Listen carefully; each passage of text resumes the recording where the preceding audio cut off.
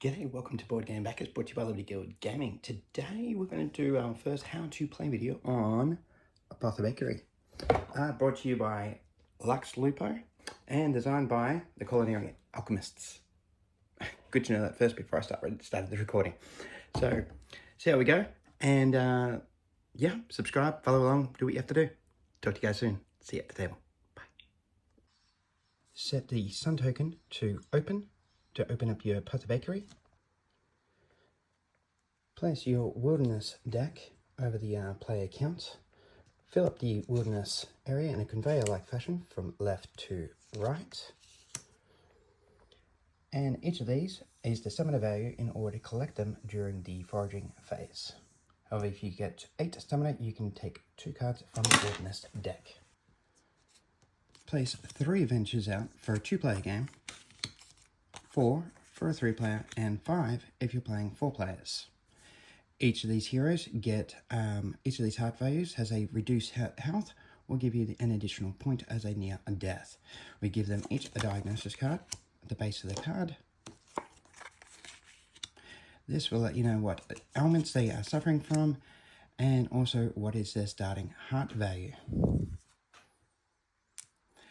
And we give each of them a cure card, such as one of these, at the base of the card. And this tells us what elixirs they need in order to heal this adventure of this ailment. Each player grabs a fairy deck that represents a particular element in the wilderness, and for alchemy tokens, a transmute, a rainbow, a potency +1, and a purge. This is the icon that it will be used during when we determine play order during the first phase of foraging, and it'll sit here if you happen to be the one that wins the for. And over here we place our mana at the 12th symbol, as each of these alchemy stations will cost us 1 for every first time we use it, and then 2 mana if we just use a second at our alchemy station. Set your reputation dial to 0. During the foraging phase, we draw 3 cards from our fairy deck, and we are required to play at minimum 1 of them to the maximum of 3. What's important during this phase here is the stamina value in the top left-hand corner. We determine how far along into the wilderness we can go in order to collect resources, keeping in mind that anything that matches this resource icon here for this fairy will cost me 1 less stamina value.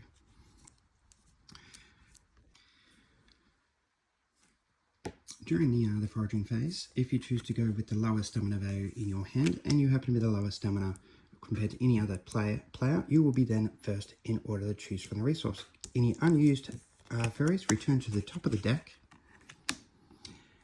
and being the first in the player order, you do get the choice of the first in the wilderness. However, your choices are rather limited. So in this case, I will go for the leaf token here at the maximum value of 2 stamina. So that will be my resource. The fairy card will then get discarded, and each player will repeat this in turn order until all players have collected the resources from the wilderness.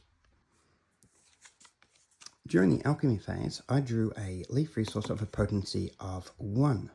Looking at the adventures on the page here, we have 1 adventure requiring rainbow, 2 rock elixirs, 2 spiders, and a water. However, you do have options over to your alchemy station that we can use now. In the case of this leaf token over here, I am going to increase its potency by 1. That will then cost me 1 mana, and I will draw from the bag and see how I go. Keeping in mind, if you're the first to draw from the bag, the mass is generally in your favor. You have a few likely outcomes that can occur when you're pulling from the bag. Keeping in mind, in a 2-player game, you will have 8 pure elixirs, 2 impure elixirs, and 1 failed token. If you happen to unfortunately draw a failed token, simply return that to the bag and grab a failed token from the supply and place that into your alchemy station.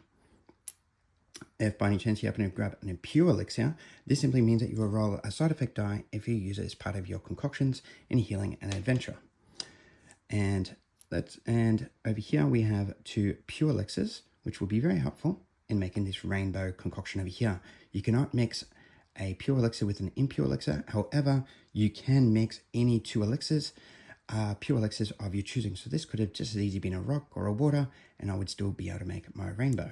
So let's put these over here into my alchemy station here. We discard the resource card back into the wilderness, place these into our alchemy station. So I've increased the potency by 1, and now I am going to make a rainbow concoction mixing 2 impure elixirs, which will cost me 2 mana. And I can now have a rainbow elixir over here. And thus concludes the alchemy phase of the game. During the healing phase of the game in turn order, in this case I drew the lowest stamina at the start of the game, so I will be the first to heal an adventurer, and I've chosen to heal Gilu over here. So with the rainbow here, I'll return that back to the supply. The reputation point is 4 points plus number of hearts equaling +1. So I get a total of 5 points that I increase onto my dial.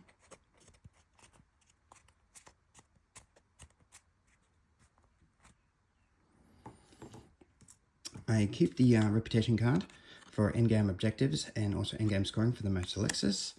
And also keep the cake for the same reason if my objective is to collect green rainbow cakes, for example. The hearts get returned back to the supply, and he returns back to the bottom of the deck. And once the healing phase is completed and everyone has healed the adventures that they can, any adventurer that still has any hearts will remove their last heart at the end of the round. In this case, he is only got 1 heart left, so unfortunately he will perish. These cards get discarded, and because he died from his own wounds, everyone will be affected by the vengeance here, where we will each collect 1 roll token and we will do the effect. However, if somebody happens to give him an impure elixir where you roll the dice and you happen to roll a skull, then you are responsible for his death, and you are the only one that will be wreaking vengeance upon you. And remember to +1 to the sun token, refill the witness board in a conveyor-like fashion. Any cards that were left at the far end, just keep in mind that they do get discarded. Refresh your alchemy station for the next round.